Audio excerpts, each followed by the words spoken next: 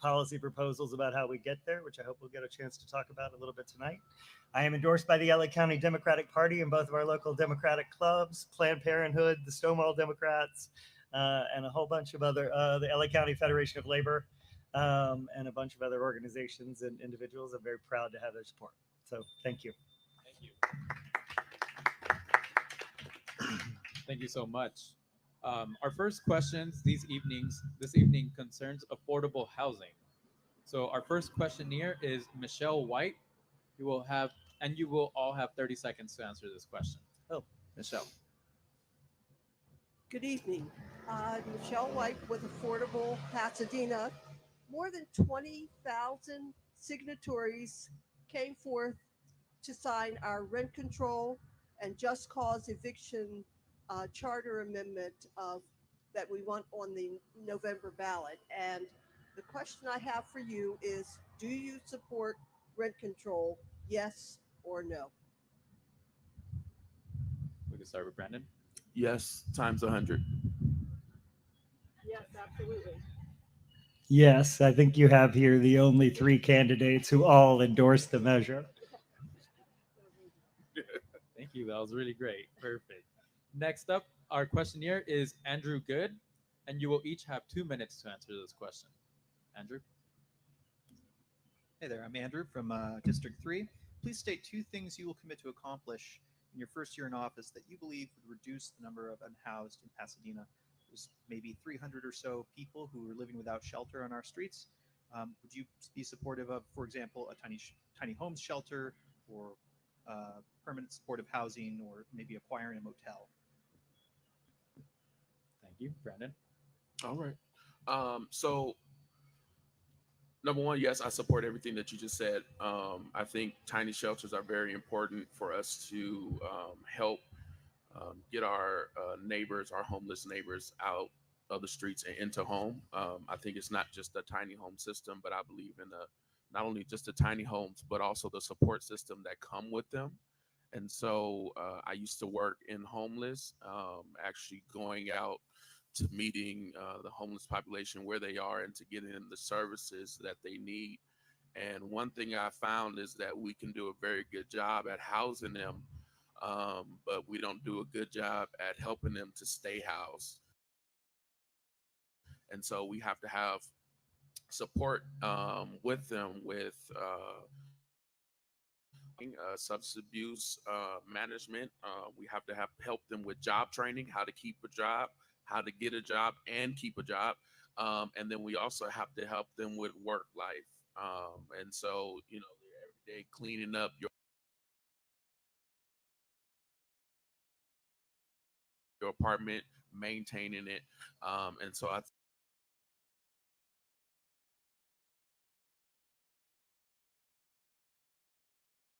think those are important. So affordable housing is very important to me, keeping our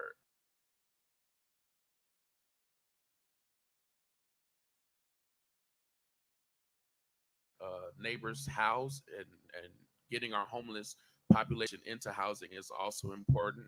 Not just temporary housing, but permanent housing. And so we have to find permanent solutions in the city, around the city. And one of the ways that I've seen and said is to try to partner with maybe one of our schools that have closed down and creating tiny homes inside of one of those closed schools where we can actually have a one-stop shop for the homeless population. There's not one place in Pasadena right now that our homeless population can say, I can go here and get this type of help, or I can go here and get everything that I need. And so I think that we really need to have a one-stop shop for that. And the reason why I say that is because using to work or used to work with homeless population, they don't want to go around 10 different places to get all the services that they need. And so to have one location that has every single service that they need in order to help them be housed, I think that's very important. And I call that a one-stop shop. Thank you, Brandon. Council member? Thank you. Yeah. Oh, now it's hot. Um, so since you asked about two things, the two top things I prioritize: first, tiny shelters. That's something we're already looking at the Economic Development and Technology Committee, which I sit on. So we're asking staff to come back with a report back and get the ball rolling on that. So I've been excited to promote that, and I will be excited to continue to see how that develops.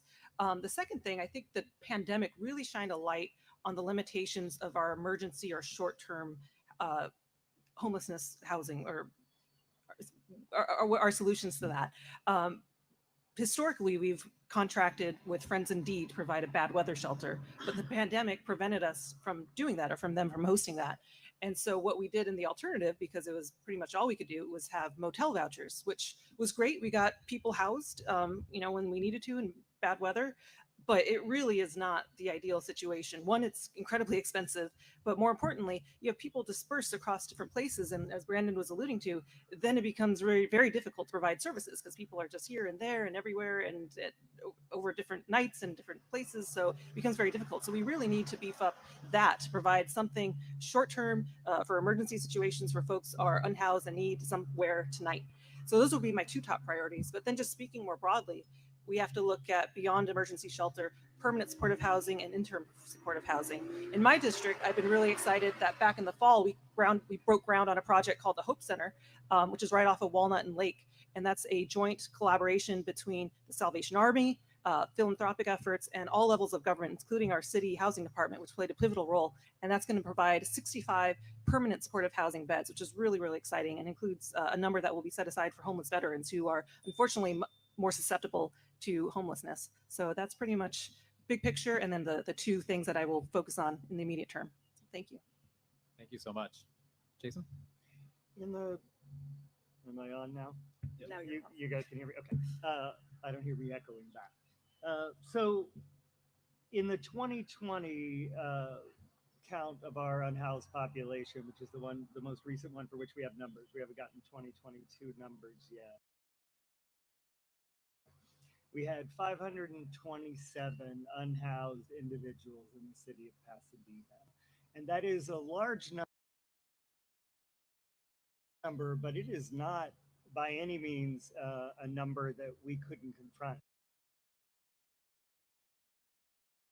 We can house 527 people, and we could probably do that today.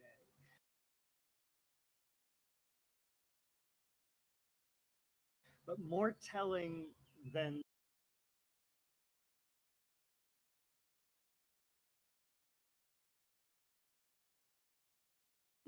that number, amazing nonprofit partners.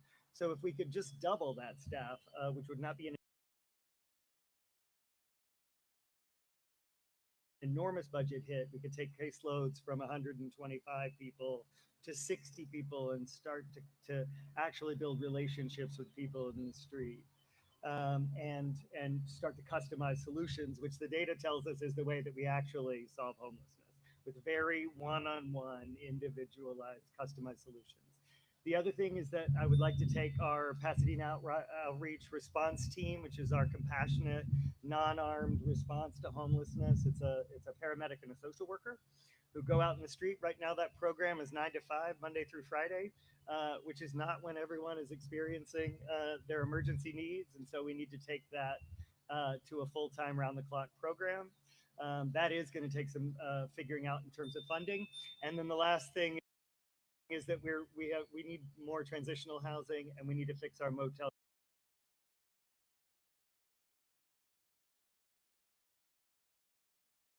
conversion ordinance. Thank you so much. All great responses. Thank you.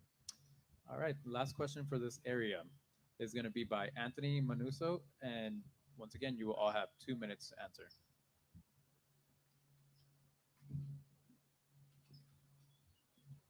Greetings, I'm Anthony Manusas from Making Housing and Community Happen. And I'm asking you about what steps you take to support the production, accessibility, and purchase of affordable housing for very low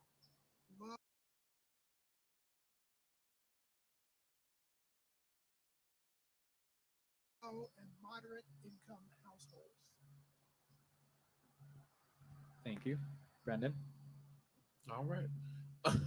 I think number one, I have to say this is that I think when we talk about affordable housing, everyone is speaking about the affordable housing units that are currently being built. But let's be honest, in the next 5 years, we're going to be looking at how we're going to build some more affordable housing, because most of the units that are being built are very small, um, 500 square feet or less. And so somebody with a family definitely wouldn't be able to be in there comfortably. And not only that, but they have term limits to affordable housing, meaning that some of them are like 3 to 5 years. And then after that, it goes back to market rate. And so we really have to look at long term affordable housing units to be built in our city. And I think that's very important, for it to be built here. And so, one thing that I would look at, or some things that I would look at, is definitely as the discussion is continuing to happen and starting to happen in our city, is really looking at unused land with our churches and organizations, and to build affordable housing on our unused church land and organizations to make sure that they stay affordable. And it does two things: it not only create housing in our city, but also creates jobs, local jobs, for our city as well. And so those are, some of the things that I would do locally. I really want to make sure that the affordable housing that we continue to build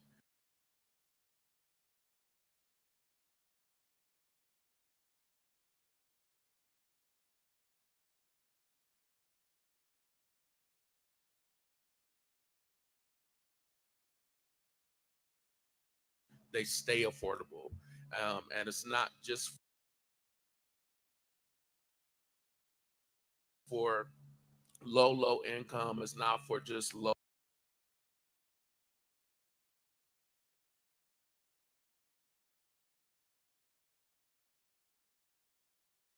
To the future so that you won't get pushed out.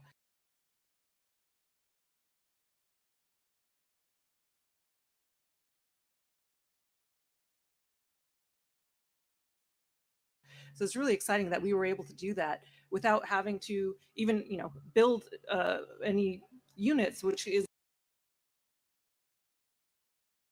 incredibly expensive. So without, expending the money to build a unit, we were able to convert existing units into middle income workforce housing. But as the question alludes to, like, we need to build more. And so one big thing that I think we really need to focus on, especially given the decline of brick and mortar retail and just stores, and the fact that we're just not going back into the office quite to the extent we were before the pandemic. I think the pandemic really hastened kind of the direction we were already heading towards. And just we're not using those commercial spaces, those office spaces as much as we were. We should start getting serious about converting those for housing. And so that's going to take a number of things on the city's end in terms of zoning to do. And so we need to get the ball rolling on that. And that's absolutely something I am 100% in support of. And so that will allow developers to come in and start doing those projects.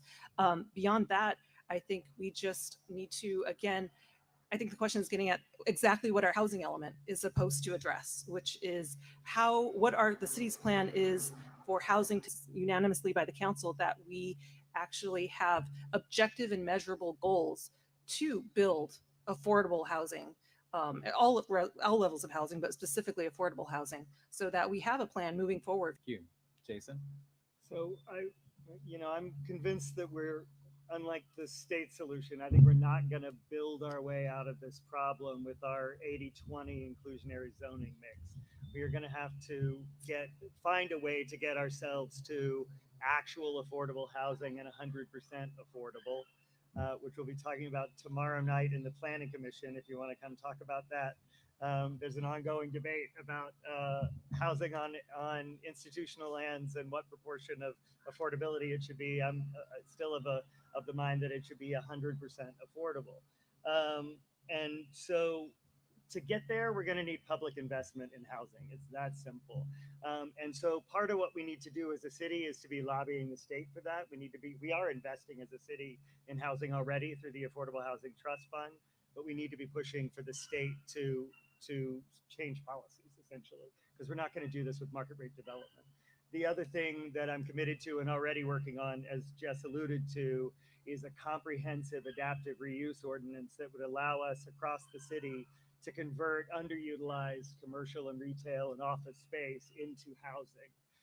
That is sometimes more expensive, but in a city where there is sometimes great political resistance to new construction, I am finding that I can get people to warm to the idea of converting buildings we already have into housing much more easily than I can get them to warm to new construction. And so I think it might provide a path forward that we can all get on board for.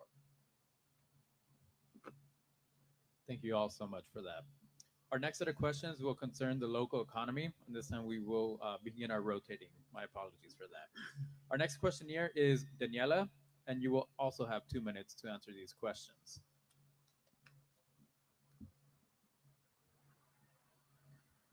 Hi, good evening. So my name is Daniela, and my question today is, can you describe an idea or a plan to create business opportunities for youth entrepreneurs and startup businesses? Thank you, and we'll go ahead and start with council member. Yeah, so something I've learned over the last year since joining the council is just how hard it is to get a business off the ground, and so a lot of that is just learning the basic nuts and bolts of how to interact with the city to get that done. So I think there's a lot that the city can do with through our economic development department and just city staff across the board to make sure that we're open and accessible and can provide that education, so it's not a mystery to folks how to get themselves up and running and work with the city in that regard. I think a lot of this, though, is kind of against the backdrop of COVID and the pandemic and our recovery. And thankfully, things are trending in the right direction. Our economic development team forecasts that we will be basically where we were before the pandemic, end of 2019, by the end of 2023. So we're slowly making our way. All the indicators are pointing in the right direction. Our sales for tax revenue is up. Our hotel occupancy rates are up. Retail office space vacancies are down. So things are heading in the right way. And hopefully all of those things will, again, make it more easy for young folks and different people coming into the city to start up businesses and work with the city.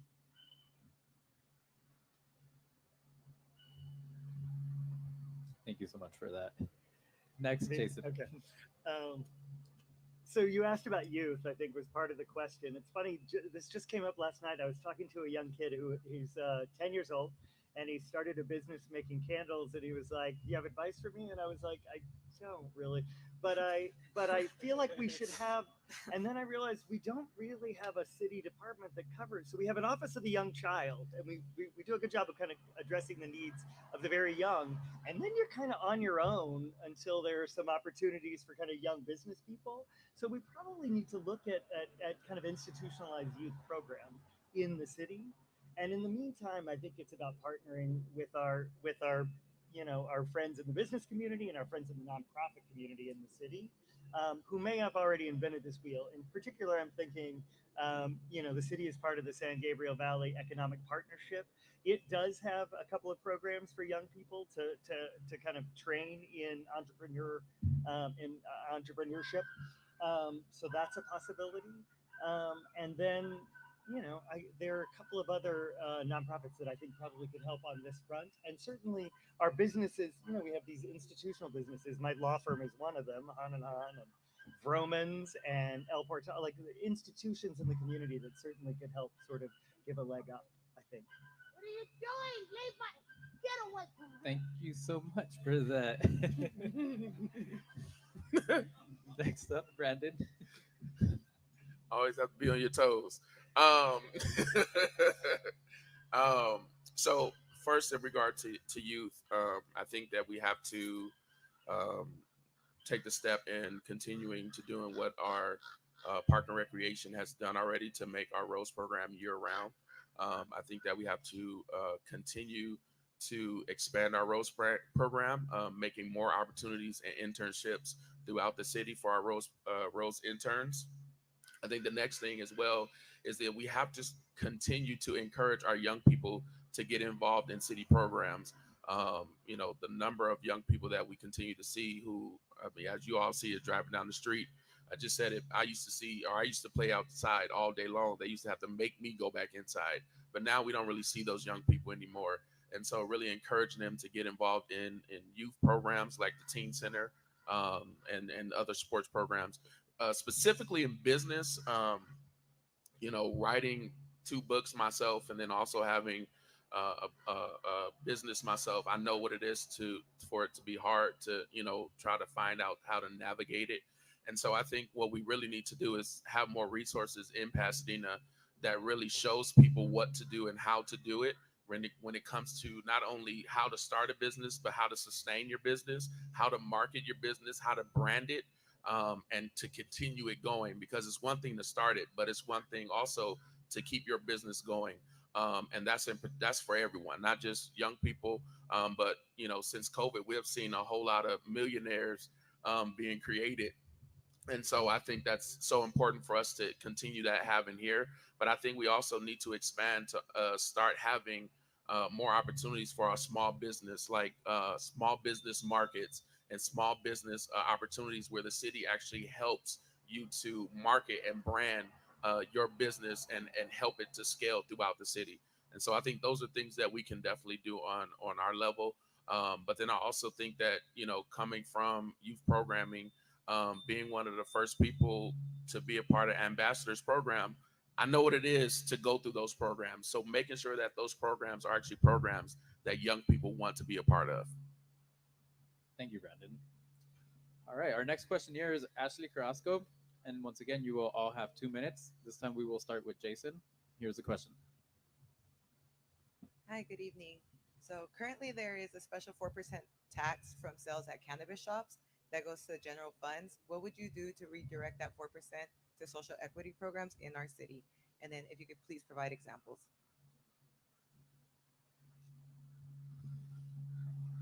So specifically, directing that equity back into the cannabis market. I mean, there's such a, as we all know, there's a long history of over enforcement of when marijuana was illegal in communities of color in particular.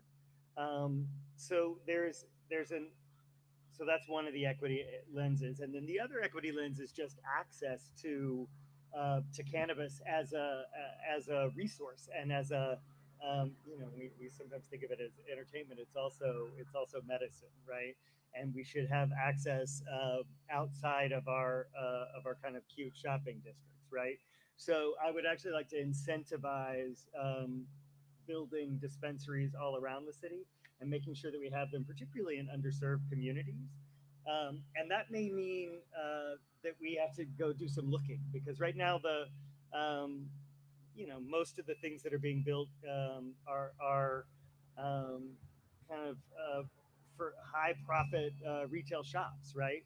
And we might need someone to establish that business through a different kind of lens and with a different kind of expectation of profit margin and a different kind of price point. And we could use some of that funding to fund that. Thank you so much, Jason. Brandon. So I think that the percentage should actually go to. I mean, there's a lot of places that I can put it. Starting with our public health department, which is mainly funded by grants. You can definitely put money there. I will put money into starting a prevention program in our city that will invest back in our young people, giving them skills. Because I think, a lot of times in our city, we focus way more on intervention than we do in prevention. And so I think that, with that money, I would actually reallocate that money and put it back into programs that make sense for our community as a whole, to get services, to get jobs, bring jobs back into our community for our young people and for people who are here.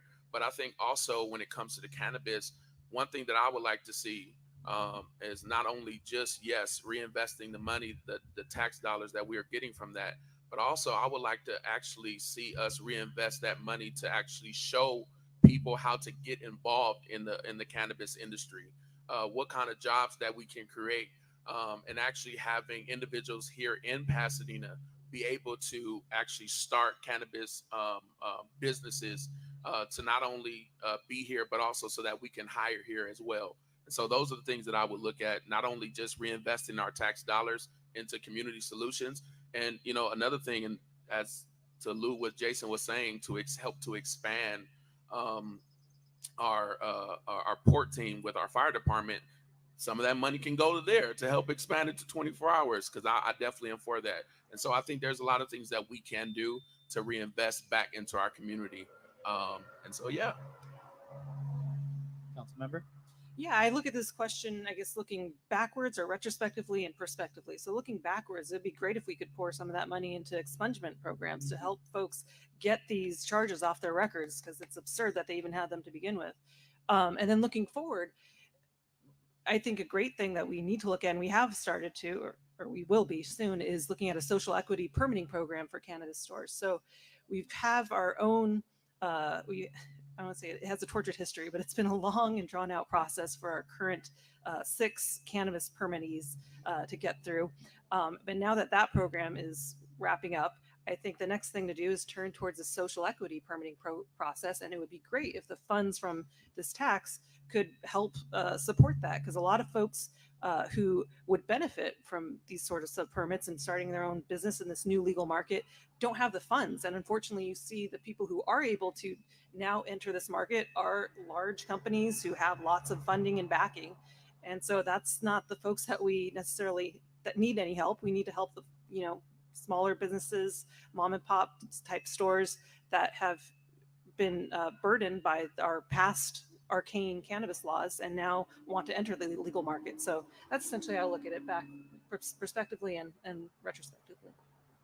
Perfect. Thank you. Thank you. All right. Thank you. Our next set of questions will concern public education. Once again, 2 minutes. And this time around, we'll start with Brandon. Do we have Jacob here today? Here you go, Jacob. Hi, my name is Jacob, and I ride my bike to school with my dad every week. Pasadena has a lot of people who get hit by cars while they're walking and biking. What will you do to help make walking and biking to get to school or anywhere we're going safer for people like me and my dad? Thank you. Thank you, Jacob. I think that's an amazing question, especially, alluding to the point that I made before, is that we don't see a lot of our young people outside anymore. And so this would actually help to see, help them with transportation and riding. Like you said, he rides his bike. So first thing I would do is I would actually work with bike coalition like Safe Streets and different coalitions that actually take their bikes and ride their bikes and deal with, and also Day One, who actually supports individuals who ride their bikes and bike initiatives in Pasadena and actually create safe routes from schools throughout the district. I think that's very important to have those safe routes, but also making sure that we have bike lanes in every one of our streets in Pasadena to make sure that our families are safe.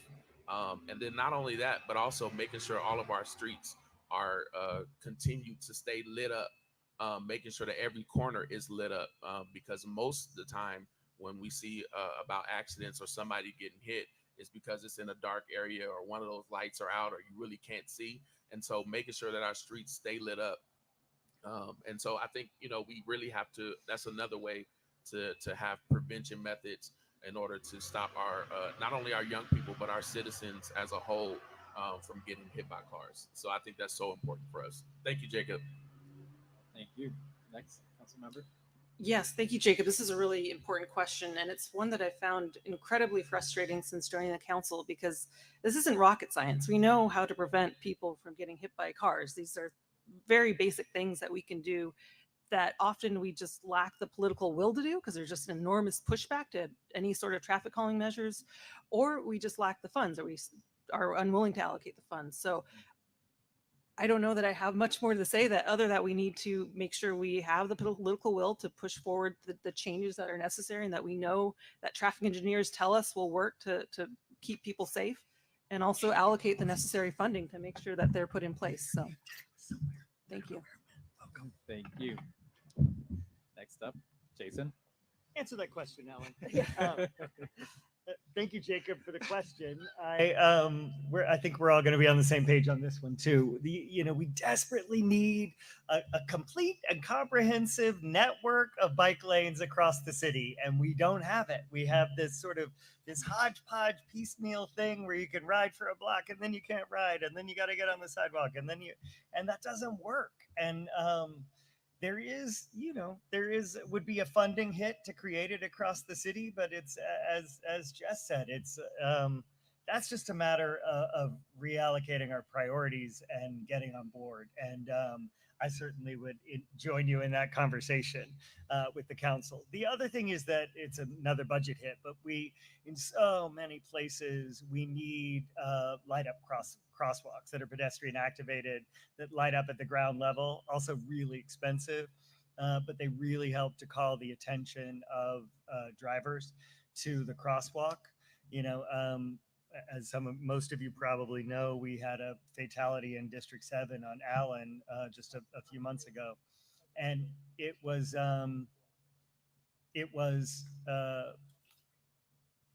entirely preventable. And there's a mix of things came together on that street, but if we had a lighted crosswalk there, it probably would have made the difference to call the attention. We also need better signage, and there are a few other things, but all of this is about funding our transportation department better, and it's a thing we need to do all the way around. Maybe the fourth issue I hear about when I'm out walking and knocking is about how our streets don't really work for kind of anybody. They don't work for cars, they don't work for walkers, they don't work for bikers, and it's probably time to turn some attention that way. Thank you. Thank you. And welcoming Alan Shea. Thank you. The question is, Jacob rides his bike to school every day with his dad. He'd like to know what we can do to make the city safer for him and everyone riding their bike to school or anywhere in Pasadena.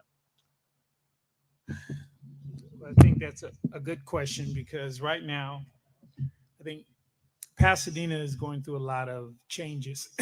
And I've seen that walking in District 7 every day, where there's a traffic issue. Some of the residents in District 7 absolutely hate one lanes because it ties up traffic, and others absolutely love it because it helps to move traffic. What I would suggest we would have to do, and this is just my opinion, we've done it up in the Northwest, is that we have to make sure it's effective according to the traffic, unless we're going to focus on an environmental effect. If we're focusing merely for bicycle riders and things of that nature, then we got to see if that's a big demand on it in a particular area. Again, this is what we have done up in Northwest. I've been a Northwest commissioner for 12 years, and we've certainly curtailed some of the lanes in some certain streets, but in other ones we had to keep them 2 lanes just to make sure we have adequate flow so that we don't have major congestion everywhere. Thank you. Thank you so much, and we appreciate that. All right, our next set of questions concern budgeting priorities. Once again, we will each have 2 minutes to answer this, and our questionnaire will be Nayeli.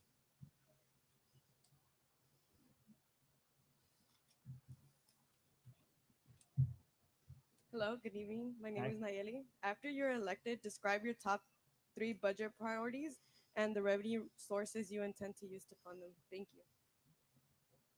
Thank you, and we'll go ahead and start with council member. Sure. So I think absolutely number one top priority is affordable housing and homelessness. And so that's my top priority as a council member. It's got to be the top priority in the budget, and I think our budget should reflect that. Beyond that, I know I use the phrase public safety as another top priority, and it's something I hear about from a lot of constituents in my district, but I envision that much more broadly, and it kind of touches on the question Jacob just asked. We all have to be safe in our homes, on our streets, in our parks, feel safe calling the police when we need them.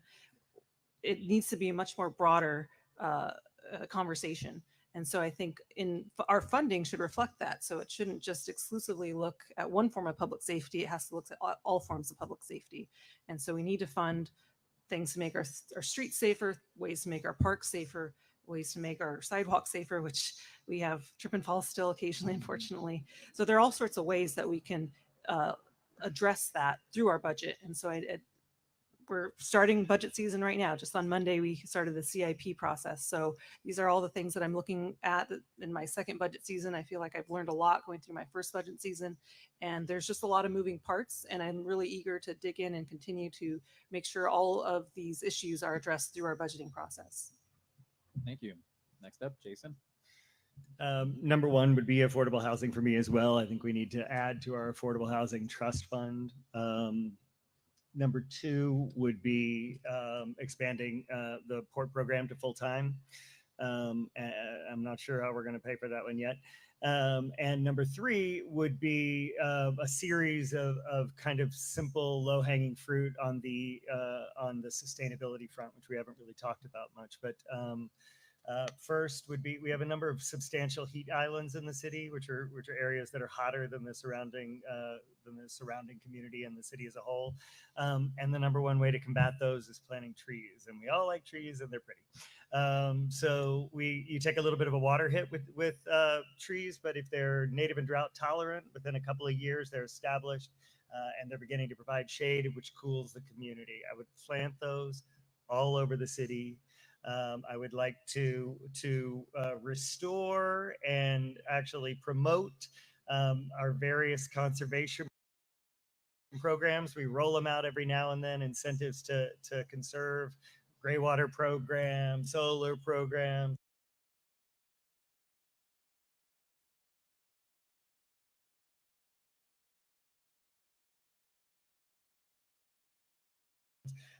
And then we sunset them because no one uses them, because no one knows about them. So I would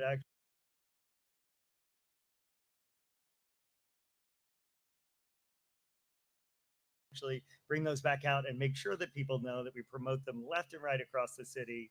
I would, we have a little bit of work to do on our food waste recycling program. I would, and that's a sort of small investment, but we could make that work a lot better for the city.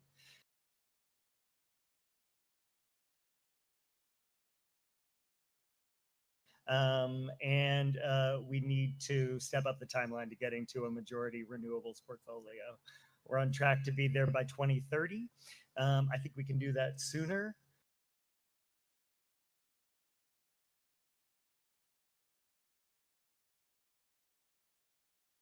It will take a little bit of investment. It might take getting out of a contract, but I think we can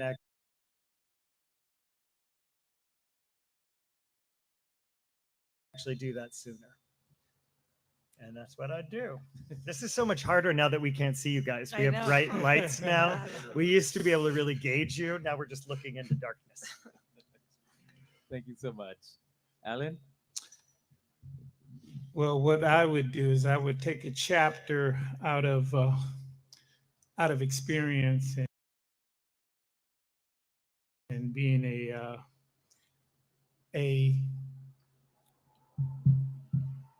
focus on housing and a focus on homeless, and then public safety. The reason why I would have to call it focus is because, as nice as it sounds to see how we're going to budget this, housing is quite a challenge, especially if we're going to do multiple units and throughout the city, in fact, in every district, and that becomes even more difficult because you're talking about a market value issue. You're talking about annexing properties. It's more than just putting something out and saying that it's going to work. My experience with the Northwest after the recession was making sure that we had projects that we can get done, and we can get done on the time frame. And the reason for that is because one of the things that I've learned as a political science major out of USC was to try and meet your goals for your residents, for your constituents, and for those you're going to serve. You can throw out all these ideals if you want, and certainly those of you who's been around me for years, I've been in business 40 years, is it's about the planning and being able to meet those deadlines with a budget. And when you start talking about real estate, that's very difficult because you're dealing with a lot of hands and emotions. That's why I lined it up with police safety is another issue that we can have a focus on. And then the homeless. We've been having some great success in Northwest with developing projects that helps a housing for homelessness and mental care that we've been able to work with the nonprofits. So I think those are the immediate areas I would focus. To really look at building more affordable housing, but then also sustaining the ones that we have. The next thing I'll say is public safety, and public safety in regards to a lot of issues, not only expanding our mental health services that our public safety workers actually help with, look at our homeless population, and to put more funding into housing our homeless population and to helping them keep stay in housing. Some of the things that I would do, and it's been in my head to, a lot to talk about is number one, is reallocating a couple of dollars that Pasadena graciously gives in parking tickets overnight if you don't have a parking pass.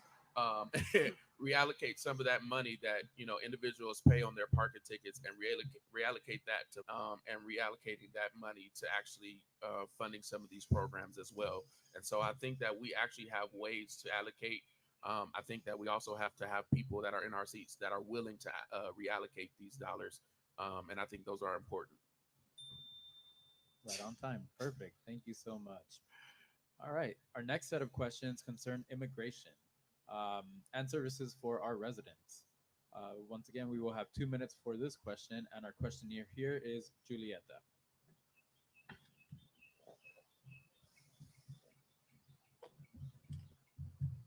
Good evening. My name is Julieta Aragon.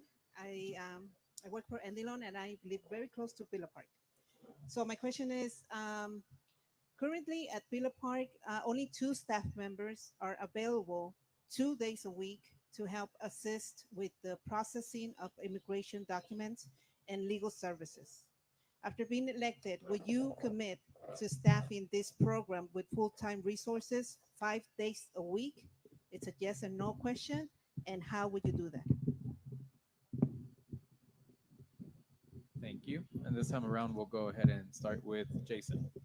I would say I know it's a yes or no question. I have to say I don't know because I think this is a thing that we can provide with community services. As a lawyer, I do a lot of pro bono work, and we have a couple of great pro bono programs in the city. I think this is a need that we can meet without touching it with the city budget. But agreed and understood, it's an important need. I just think we can help facilitate meeting it in a different way. Thank you. Next up, Alan. Well, again, I believe in what has worked and what has been tested. In the Northwest, and part of what we do with our strategic plan is to work with nonprofit organizations who have a proven track record. And we offer or make sure that they're aware of the the bidding process for funding. What I would do is say we campaign for more of those type of organizations to get involved with outreach programs, because that way they can be more focused and they can really be experts in achieving the goals. I think if you try and put too much more on the city and things of that nature, we have to go through a whole bureaucratic process, to be honest with you. Again, these are things that have been proven. I don't believe in trying to get out and say a lot of things that don't work. I know it work, and I've seen it work because of the applications that we've put forth in the Northwest. That's how I would approach it. Thank you. Thank you. Brandon? My answer is yes. And the reason why I say yes is because I've seen it work myself. I used to work at the Jackie Robinson Center, and families will come in and day out to get services from city staff on how to fill out paperwork, what to do, what to write, what not to write. And so I've seen it with my own eyes. And so I do believe that the services are possible. I do believe that the services are definitely needed.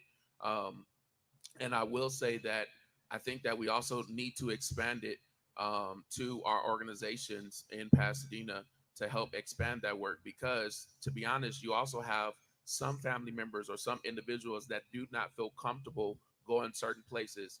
And so I would like to actually expand that into organizations in our city to actually meet our families and our individuals where they are, so that they can actually feel safe to come and get the help that they need. Thank you. Council member? Yeah, I would absolutely look into working with our city manager and our departments to figure out is there a staff member available to do that full time, or would it make more sense to bring in someone pro bono, to work, attorney or paralegal, to get more coverage? Because it sounds like 2 days a week is not enough. So I'm absolutely committed to expanding that, whether that's a full time staff member or another staff member or pro bono, or community partnership with a nonprofit. One of the two, we need to absolutely move on. Perfect. Thank you all so much for that. Our next questionnaire is Shade, and this one will actually be a 30-second response. Hi, I'm Shade. After elected, will commit to providing funding to community-based organizations that are providing services to immigrants. Thank you so much. We'll go ahead and start with Alan. Well, I would have to say absolutely yes, since I have about 28 seconds. One of the things that I've learned as a Northwest commissioner during this time, and I see some of my mentors out there, from Michelle White to I can't see a lot of folks, but I can see Michelle there, that made me really be in tune with knowing the needs of the community, knowing the voice that we are representing as leaders. And so I would definitely get out there and do everything in my power is for making sure that their representation is made available. And again, this goes back out. This will also apply to how the outreach works with nonprofits as well, because we have quite a few of those that we work with. Thank you. Thank you so much. Brandon? So my answer is yes, and I think it's very important because I believe that collaborations and partnerships are very important. I think that's how we get the job done in Pasadena. I know we look at the city to do a lot of it, but if we learn how to really partner and collaborate, I believe that we can get a lot more done. And so I would definitely push for more collaborative efforts and partnerships throughout the city. Thank you. Council member? Yes, absolutely, 100%. And this is a short answer, but just to point to something that's come up over the last year, is very proud to support the extension of the lease for the Pasadena Job Center with Endelon. They do incredible work for immigrants in our city who are such a vital part of our city. And so they've really been a lifeline, especially over the last 2 years through the pandemic, just providing food bank and vaccine distribution and testing. It's just, you name it. It's really been a lifeline for our immigrant community throughout the city. So 100% absolutely need to continue to support that and other programs for immigrants. Thank you. And Jason? Yes, and all of what everyone said. Yes, and working to partner with our community organizations as well, because this is a need that's in part being met and one we can underwrite and help shore up. Thank you all. Thank you all. We are on our last 3 sets of questions. These will focus on police reform. And for the first one, we do have a 2-minute time limit. So our first questionnaire, I actually do not have here. Do we have the volunteers, Florence?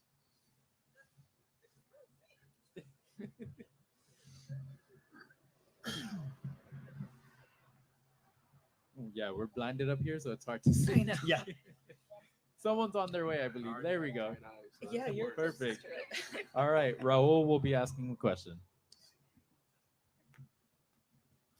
Hi, everybody. Thank you for your time. Thank you for being here. My name is Raul Ibanez. I'm a District 5 resident, and I serve as the chair of the inaugural Community Police Oversight Commission. And our question is, as a city, we have increased the budget from our general funds to our city police department every year. With the city facing crises in so many areas, for example, health and community services, the unhoused, etc., do you feel that continued increases in the police budget are the best use of those general funds? And what alternative uses might you propose for those funds? Thank you. And for this round, we will start with Brandon.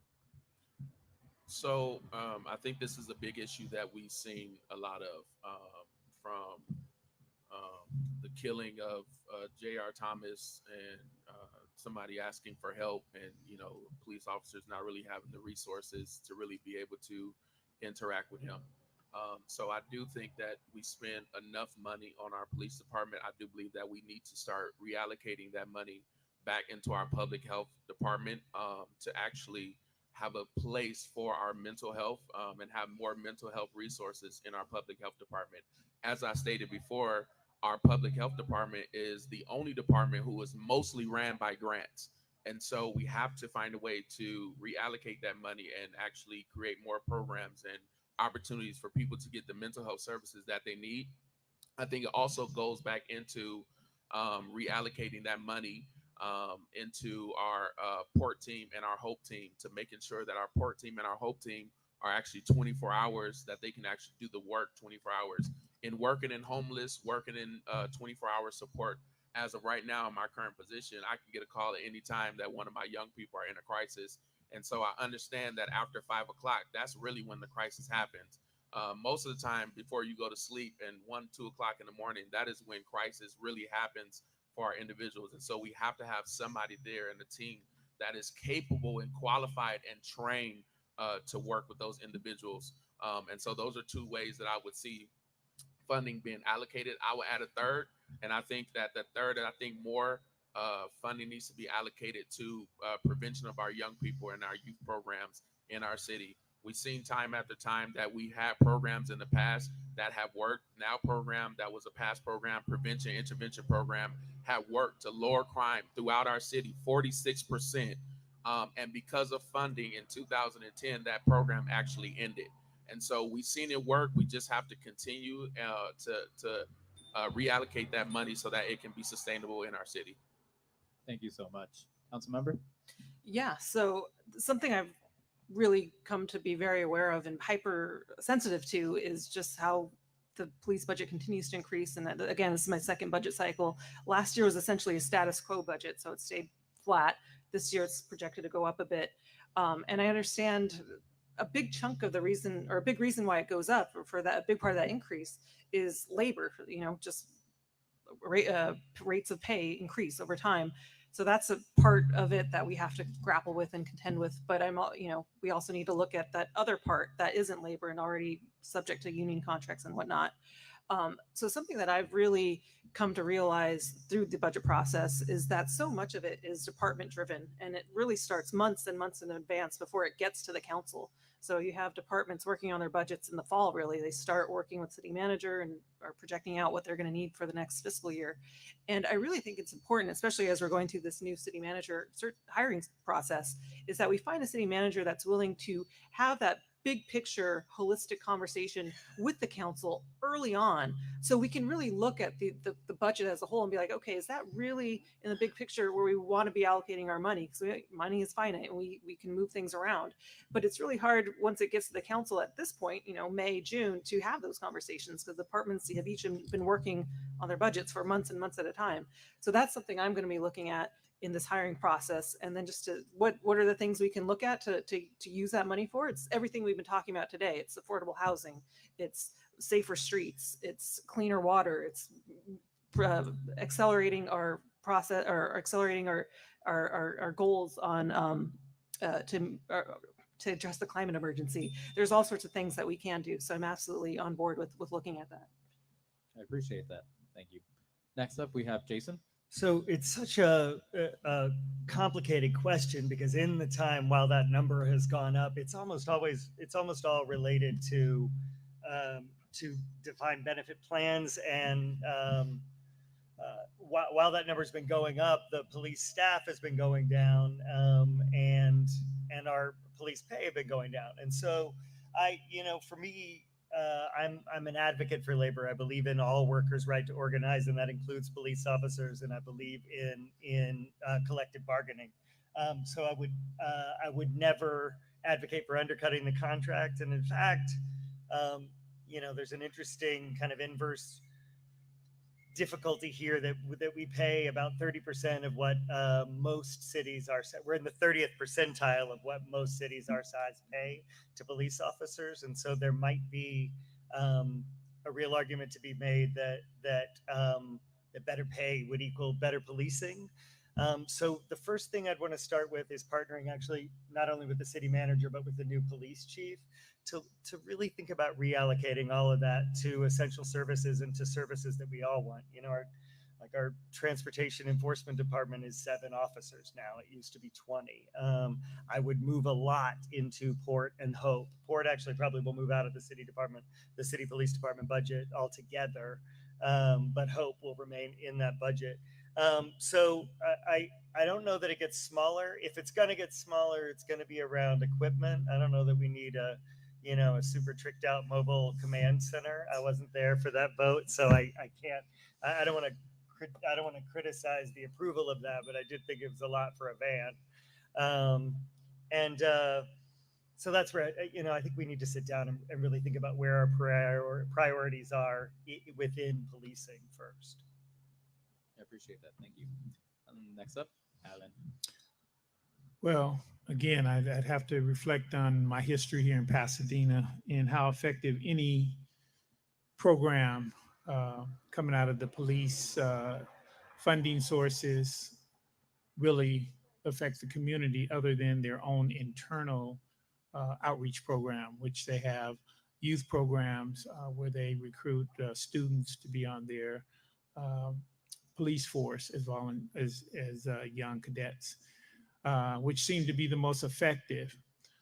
What my experience and my teaching has demonstrated is there's a need to do is to meet up with the city council, the mayor, the city manager, and develop a plan of action for allocation of a project. So for example, if we're going to do something for housing, we're going to just commit to it and say, we got to find this money. We've done that. And Jessica has been a part of our Northwest Commission for a while. So she saw that we wanted commitments so that we can go out there and get results. We don't want anything that's speculative and certainly things that are too convoluted in the system, because that's what some of the challenges are. If they say defund the police, what does that mean? What is the impact? If you defund the police, does that mean that you're not going to have police services now or certain? No, but if your leaders say we're going to allocate $50,000 or $50 million for certain projects, they allocate that money because it's approved for that purpose. And you go out there and you get that purpose achieved and see then what are the impacts to other funding needs in the city. That's where I would start. Thank you. Thank you, everyone. Our next questionnaire, Florence, I believe.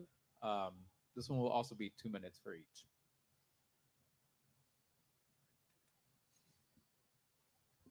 Good evening. My name is Erika Gutierrez. I'm a lifetime Pasadena resident and also a new business owner. My question is, what are you looking for in the next police chief, and what changes would you like in the next chief to implement in the department and the city? Thank you so much. We're going to go ahead and start with Mr. Jason. So the council doesn't directly hire the police chief, the city manager does. I think the council could have a greater role in that process than it often chooses to take. But for me, the number one quality is someone who is willing to engage in a meaningful, robust community dialogue around all of these issues. Part of what's missing here is just transparency and communication between the community and the police department, and the city and the city council. And so sometimes legal constraints stand in the way, but I think we could do a better job of talking even about that. We just freeze up as a city around difficult issues. And so I want a police chief that's gonna really grapple with those difficult issues and take on conversations with the public, and who views the Citizen Oversight Commission as a partner, and that the chief is willing to work hand in hand with to make better policing for all of us. Within the department, I think morale's pretty low. So the whoever this person is going to have to walk a fine line of both having really frank community conversations about what's working and not working in policing, and also making making sure that the staff that works for him or her or them feel supported and encouraged and appreciated. And I think that's probably going to be a tough line to walk. Interesting. Thank you. We'll go ahead and with Alan.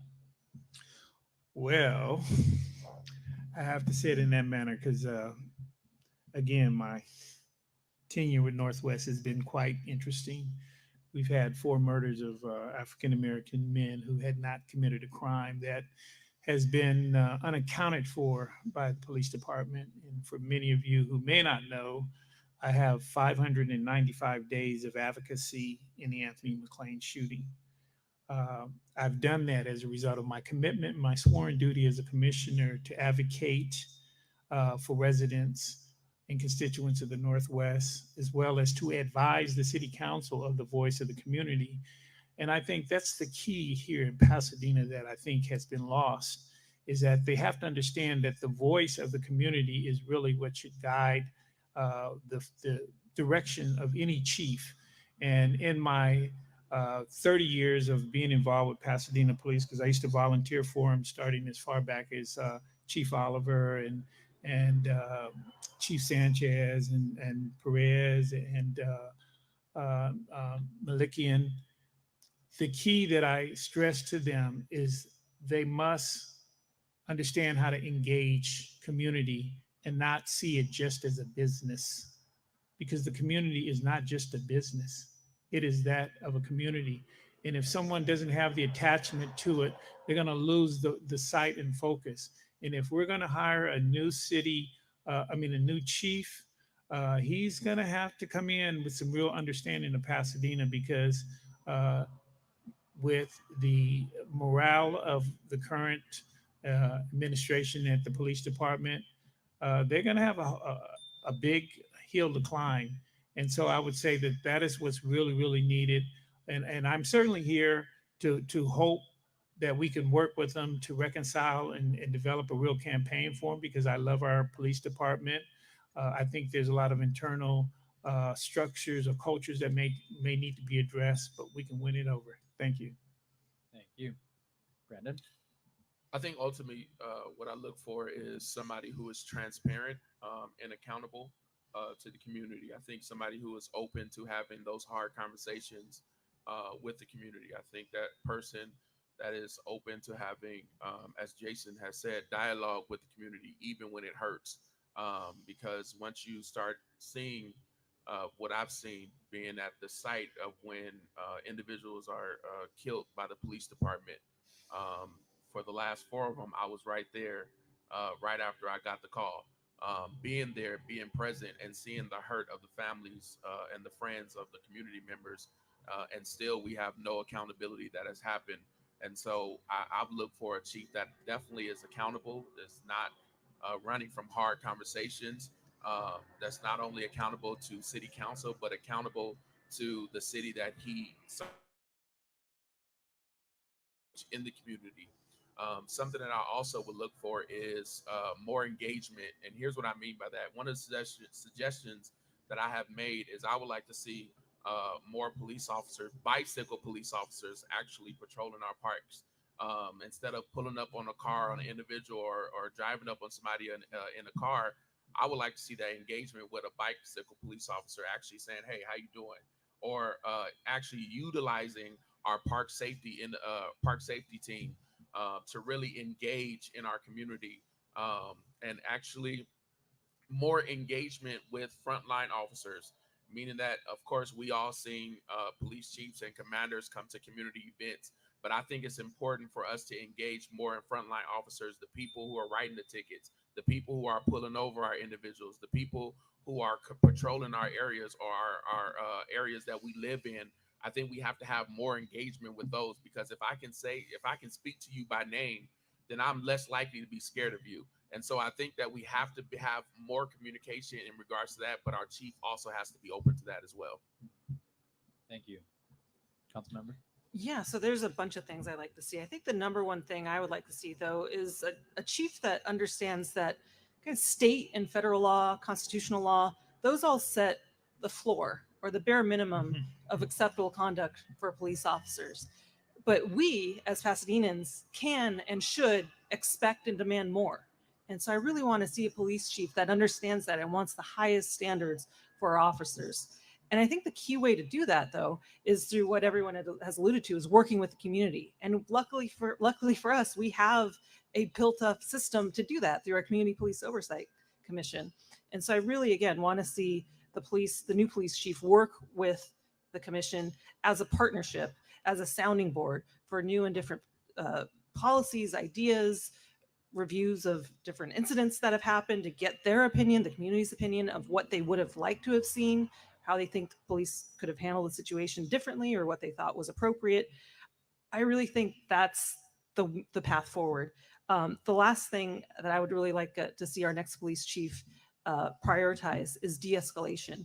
I would really love that for our police chief to have a goal to make our city an exemplar of de-escalation, because that's the goal. I mean, that's how we get everyone home safely. Anyone who interacts with the police, whether you're a resident or a visitor, whether you're a bystander just passing by, whether you're an officer yourself, that's how we all get home safely. So I really hope our next police chief makes that a top priority.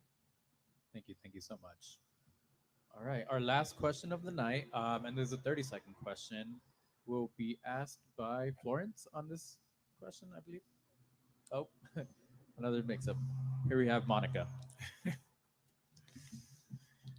Hello, I'm Monica. The question is, do you feel that the Oversight Commission should be given full subpoena power, yes or no? And we'll go ahead and start off with Councilmember Jess. I would be happy for them to have as much power as they can within the existing state law, which limits them very much, unfortunately, with the police officers, is it POBR, I believe it is. So I'm completely happy for them to have as more power and as much power as they can to carry out their duties. Thank you. Jason? I agree with that answer, and I hope that subpoena power doesn't become necessary because the city manager and the police chief are providing free access to information freely and clearly when it's requested. Thank you. Alan? Well, certainly my experience as a commissioner for 12 years would indicate that as much power is needed for commissioners to carry out their true sworn duties as commissioners. And without the powers, just as I mentioned before, in the Northwest, we have the ability to advocate and to advise the city council. With this particular commission, they need all the power they can because they're dealing with the police department, which can become quite challenging in trying to turn things, especially using Anthony McLean shooting as an example with the video. Thank you. Thank you so much, Brandon. First off, I would like to say Ed is doing a wonderful job with the bill. Second, yes. So I do believe that. I believe that our Civilian Oversight Commission definitely needs to have as much power as they can to make sure they do the job. But I will also, as Jason alluded to before, include that I would like to see our police department actually serve as a partnership with our police oversight and also our city council, because certain times commissions can be overlooked. And so I don't want this to be another commission that is definitely overlooked in our city. And so I do definitely believe that we need more partnerships. And so, yes, my answer is yes. And let me say this, because I always wanted to say it out loud. The Civilian Police Oversight Commission is in existence because of the community. We wrote it out, we developed it, we put it out there, and I want to make sure that is very clear that the community put that out there. The community created it, and we made sure that our voices was heard every single week at City Council. Thank you so much. That's my answer. Thank you, Brandon. We appreciate that. Thank you, everyone, for being here tonight. That concludes our questions. We will now have 1 minute to hear closing remarks from all of our candidates up here, and we will actually be starting in reverse order. So we'll go ahead and start with Alan. Oh, God. Okay. Well, first of all, I'd like to thank everyone for coming here tonight, and I do apologize for running late, but running your own business and campaigning and all the other challenges, it gets quite busy. But I like to say, as a Pasadena product, someone who's gone through public PUSD, someone that's gone to PCC, USC Law School, and has been a vibrant business for over 40 years, along with my family business, the Little Red Hen, over 50 years. We've been here to serve this community, and we love it. And I think with the opportunity that sits at District 7, with the type of experience I've gained from the Northwest Commission, I can serve that district with the utmost interest. Thank you. Thank you so much. So Jason? So thank you all for being here, and thank you for having us. I started out saying that part of the reason I'm running is because I think we're lacking servant leadership in government at all levels of government, and so that's what I'm committing to do, to give my time in service to the city, and I will commit to engage in vigorous, sincere dialogue with anyone and everyone, and every voice is welcome at the table. I don't have to agree with you. I don't have to like what you're talking about, and I will sit down and I will listen with an open heart and an open mind and try to understand the emotional truth underneath what you're saying and try to craft solutions that work for all of us. Thank you. Thank you. Council member? So I've been in the unique position of already serving on the council for the last 15 months, but I'm really excited to be here tonight to share with you and also not just be talking to myself, even though I'm unopposed. Glad to have the company up here. But I'm really excited to earn the votes of District 5 residents. So if you're a District 5 resident and you'd like to continue this conversation, please let me know. I'd love to chat with you further. Don't forget to vote before June 7th. And I look forward to working with all of you moving forward to continue to make our city an even better place. And Brandon? So first off, thank you so much for this opportunity. I definitely count it as an honor and a privilege. First thing I'll say is when I get into city council, if I earn your vote, I'll be doing the same thing that I've been doing before a title that has ever existed. I've been an organizer, activist, advocate in my community, in the front lines of my community, serving in every single area that I can, that only one person can actually do. And so I will continue to do that. Not only that, but if you look at it, I'm definitely present in there. I'm walking with my community. When the trauma happens, when the situations happen, when the hurt happens, even the joyous moments, I'm right in the middle of it. And I think we have to have people that represent our community, that is from our community, but is not afraid to engage our community. And so I hope that I can definitely earn your support and your vote, not only on June 7th, but I hope I can earn it on May 9th when those mail-in ballots come in. Thank you so much for the time. All right, one round of applause for everyone up here, please. Thank you all. And this concludes our program. We hope that the forum was informative and that you learned how each candidate understands the issue and how they would serve or may serve as a council member. And like Brandon said, please do not forget to vote. And one last word from Florence. I just want to give a big shout out to all the people that helped make this happen, like Pasadena Safe Streets, Right. okay, and NAACP, Pop People, Adelante Youth Alliance. We kind of did this without my normal Endelon, without my normal sparring partner sitting over there.